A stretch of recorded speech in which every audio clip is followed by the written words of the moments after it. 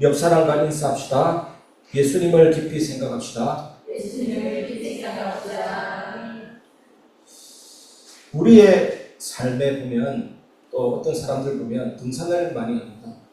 등산하다가 조난 실종되는 경우가 많습니다.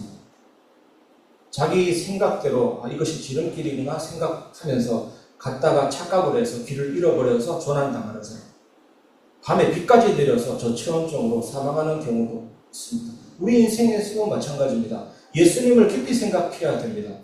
내 생각대로 내 판단대로 살다가는 우리 인생의 미로에 갇혀서 방황하게 됩니다. 오늘 말씀은 그 부분에 대해서 분명히 가르치고 있습니다. 오늘 말씀에서 히브리서 기자는 이스라엘 백성들이 실패했던 것을 가지고 우리에게 강력하게 경고하고 있습니다. 예수님을 깊이 생각해라. 소망을 끝까지 붙잡아라. 그렇지 않으면 이스라엘이 안식에 들어가지 못한 것처럼 너희도 그럴 수가 있다. 오늘 말씀을 통해서 주님의 가르치심을 통해서 왜 예수님을 깊이 생각해야 되는지, 왜 우리가 마음 상태가 완고에 져서는 안 되는지를 발견하시고 은혜를 체험하시기 바랍니다. 첫 번째, 예수님을 깊이 생각하라입니다. 히브리서 3장 1절 보면 그러므로 함께 하늘의 부르심을 받은 거룩한 형제들아 우리가 믿는 도리의 사도이시며 대제사장이신 예수를 깊이 생각하라. 예수님은 우리의 구원을 이루시는 신실한 사도, 보내심을 받은 자, 아포스톨로스이시면서 대제사장이시죠. 그래서 우리가 예수님을 깊이 생각해야 되는데 예수님을 깊이 생각하면 뭐가 옵니까? 예수님을 깊이 생각하면 소망과 확신이 옵니다. 예수님을 깊이 생각하면 내적인 평안과 안식할 수 있는 힘이 옵니다. 예수님을 깊이 생각하면 순종할 수 있는 힘이 생깁니다. 예수님을 깊이 생각하면 시험과 유혹과 흑암을 이길 힘이 생깁니다. 예수님을 깊이 생각하면 치유와 회복의 힘이 생기는 거예요. 주님 주시는 기쁨이 넘치기 때문에 치유와 회복이 생기는 거예요. 그래서 부르심에 합당한 삶을 우리 힘으로 사는 것이 아니라 예수님 깊이 생각하면 부르심에 합당한 삶을 살게 됩니다. 예수님을 깊이 생각하는 게 답이에요, 여러분. 그리고 나서 예수님은 어떤 모습으로 신실하셨는가가 그 다음에 나옵니다. 2절을 보십시오. 그는 자기를 세우신 이에게 신실하시기를 모세가 하나님의 온 집에서 한 것과 같이 하셨습니다. 예수님은 모세가 하나님의 집에서 신실하셨던 것처럼 예수님도 신실하셨다라고 비교하고 있습니다. 여러분, 예수님의 신실하심을 믿으시기 바랍니다. 예수님은 변치 않습니다. 제가 중고등부 예배 때도 말했는데 우리가 어떤 상황에 있든지 실수했든지 넘어졌든지 자빠졌든지 하나님의 사랑은 우리를 포기하지 않습니다. 구원받은 사람을 포기하지 않습니다. 제가 이렇게 멀쩡하게 목사된 것도 하나님이 나를 포기하지 않아서 그런 것입니다. 때로는 죽음 같은 고통이 오고 또 생명 같은 기쁨이 오고 여러 가지 상황이 와도 하나님의 사랑을 절대 막을 수가 없는 것입니다. 그리고 지금 겪고 있는 일이나 장례일이나 우리를 하나님의 사랑에서 떼어놓을 수가 없는 겁니다. 하나님은 신실하십니다. 하나님은 변치 않습니다. 그 사랑을 체험하시기를 바랍니다. 그리고 예수님과 모세의 신실함에는 중요한 차이가 있습니다. 그게 3절입니다. 3절 보시면 그는 모세보다 더욱 영광을 받을 만한 것이 마치 집 지은 자가 그 집보다 더욱 존귀함 같으니라. 모세는 하나님의 집을 섬긴 종이지만 예수님은 하나님의 집을 지은 창조자입니다. 그러니까 예수님은 모세보다 훨씬 영광스럽고 위대하신 분입니다. 여러분, 어떤 빵을 먹었는데 아무리 빵이 맛있다 해도 빵이요 대단합니다 위대합니다 하지 않잖아요. 빵을 먹으면서 이 빵 도대체 누가 만들었을까를 생각하는 거죠. 빵이 대단한 것은 그 빵을 만든 그 사람의 기술력이 대단한 겁니다. 여러분, 마찬가지로 모세는 피조물이고 예수님은 창조주입니다. 그래서 보십시오. 4절 보면 집마다 지은이가 있으니 만물을 지으신 이는 하나님이시고 하나님께서 만물을 지으셨거든요. 예수님은 이 하나님의 계획 속에서 구원의 집을 세우시는 분이십니다. 우리는 죄라는 문제 때문에 하나님께 갈 수가 없어요. 여러분, 중요한 문이 잠겨 있으면 들어갈 수가 없는 것입니다. 예수님의 십자가에서 우리 죄의 모든 짐을 짊어지시고 그 문을 다 개방했기 때문에 우리는 예수 믿고 하나님 앞에 담대히 나아가고 만날 수 있게 되는 것입니다. 우리는 이 구원의 주님을 깊이 묵상해야 합니다. 그리고 오늘 말씀에는 모세의 신실함과 예수님의 신실하심을 비교하고 있습니다. 그렇다면 모세는 하나님의 집에서 어떤 역할을 감당했을까요? 그게 5절입니다. 5절 보면 또한 모세는 장래에 말할 것을 증언하기 위하여 하나님의 온 집에서 종으로서 신실합니다. 여러분도 뮤지컬 경험했잖아요. 전에 있는 교회에서 뮤지컬 공연하고 있는데 무대에서 공연할 때 한 수백 명의 스태프들이 움직입니다. 그 스태프들이 있기 때문에 무대 공연이 가능합니다. 그 스태프들이 뒤에서 뭐합니까? 조명도 크고 소품도 준비하고 음향도 틀고 그 스태프들의 보이지 않는 활동 때문에 그 무대 공연이 성공적으로 마치는 거예요. 모세의 역할이 그겁니다. 스텝입니다. 모세는 하나님 나라의 공연을 잘 마치도록 뒤에서 일한 스텝이지만 예수님은 어디 계십니까? 예수님은 무대 중앙에 계십니다. 예수님은 그 하나님의 나라를 완성하고 이끄실 주인공이죠. 그것이 또 6절입니다. 6절 보시면 그리스도는 하나님의 집을 맡은 아들로서 그와 같이 하셨으니 우리가 소망의 확신과 자랑을 끝까지 굳게 잡고 있으면 우리는 그의 집이라. 예수님은 하나님의 집을 맡은 아들이고 우리는 그의 집이죠. 그의 가족입니다. 그러니까 우리가 누구를 봐야 됩니까? 집주인 예수님을 바라보고 깊이 생각해야 하는 것입니다. 여러분, 은혜가 항상 먼저라는 사실을 깊이 생각하시고 잊지 마시기 바랍니다. 예수님이 먼저 찾아와서 우리 손을 잡아준 겁니다. 어머니가 그 아이의 손을 먼저 잡듯이 예수님이 우리 손을 먼저 잡은 겁니다. 우리가 예수님의 손을 잡는 것은 하나님이 내게 주신 은혜에 대한 응답으로서 내가 그 손을 잡는 거거든요. 그래서 결국 우리가 믿음을 갖는 것도 하나님의 은혜의 덕택입니다. 그래서 그 은혜로 인해서 우리가 항상 예수님을 깊이 생각할 수가 있는 것입니다. 여러분, 예수님을 깊이 생각하게 되시기를 주님의 이름으로 축원합니다. 하지만 하나님의 집에 속한 자로서 우리가 계속 살아가야 되잖아요. 그러함에 있어서 우리의 마음이 너무 중요합니다. 그래서 성령님은 무엇을 경고하고 계실까요? 이것이 우리가 두 번째로 나눌 내용입니다. 두 번째, 예수님을 깊이 생각하며 말씀에 순종하라입니다.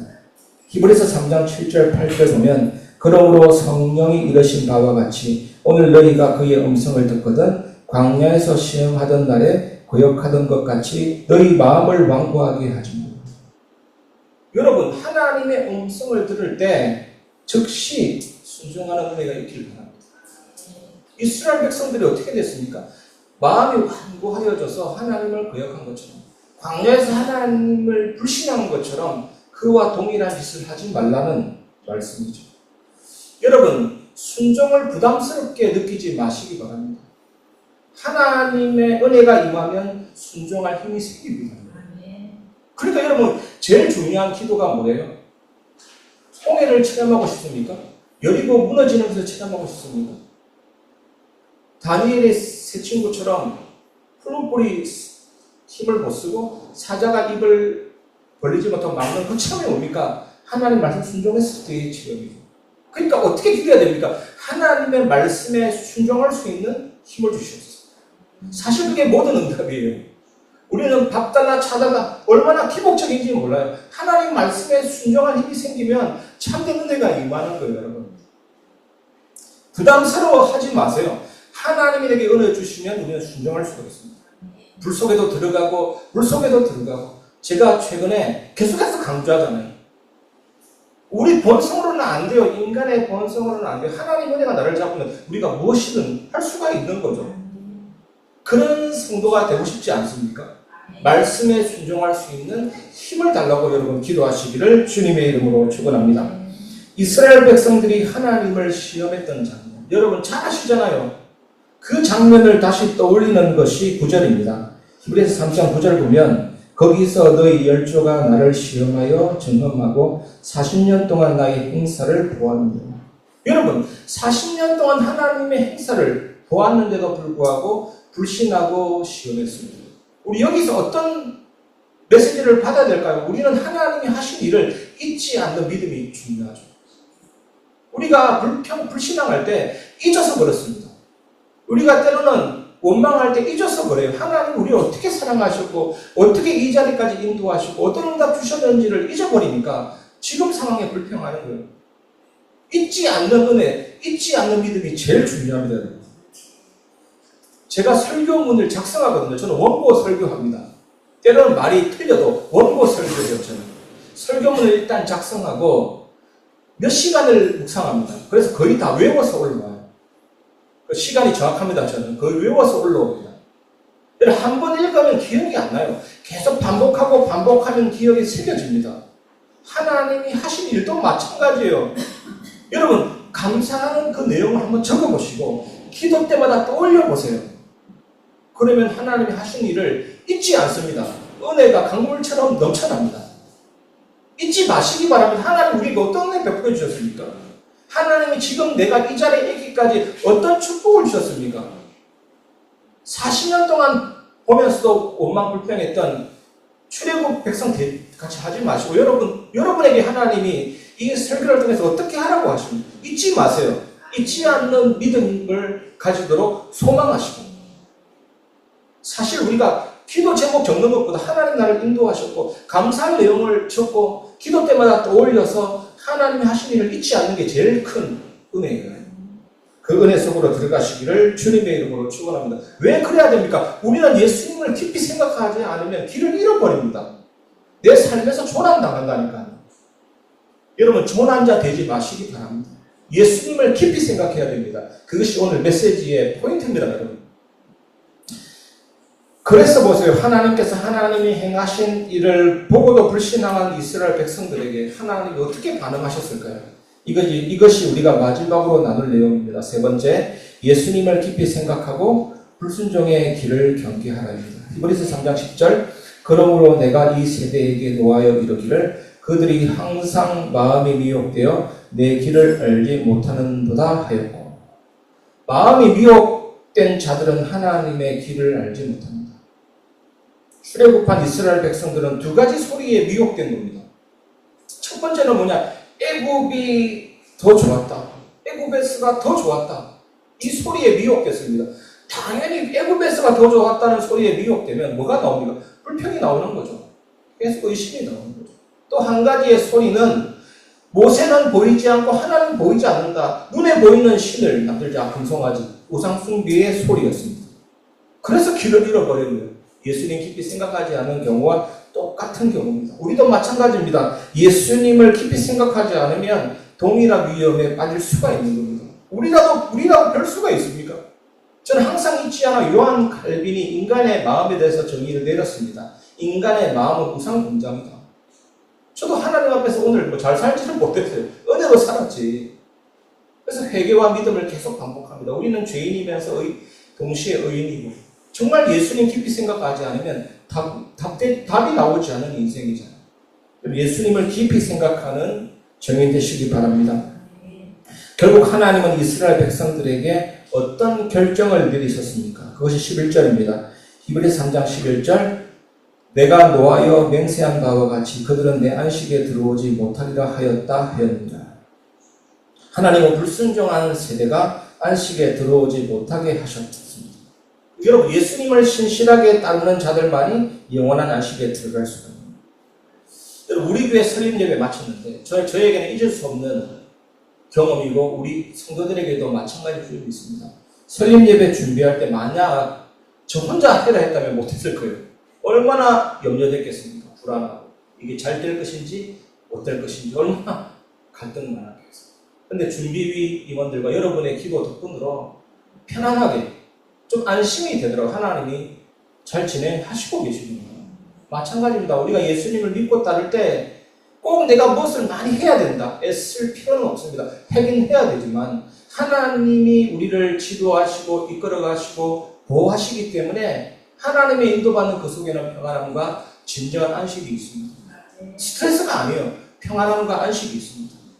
여러분들에게도 평안함과 안식이 늘 따를 만큼 예수님을 깊이 생각하시고 예수님을 깊이 묵상하시기를 주님의 이름으로 축원합니다.